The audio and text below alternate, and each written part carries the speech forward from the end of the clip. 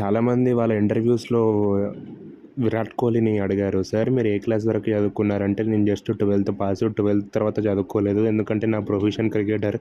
కాబట్టి నేను క్రికెట్ పైన ఫోకస్ చేశానని చెప్పాడు. విరాట్ కోహ్లీ ఆ ఇంటర్వ్యూలో ఏమని చెప్పాడంటే, స్టడీ అనేది మన నాలెడ్జ్ కోసం అండి.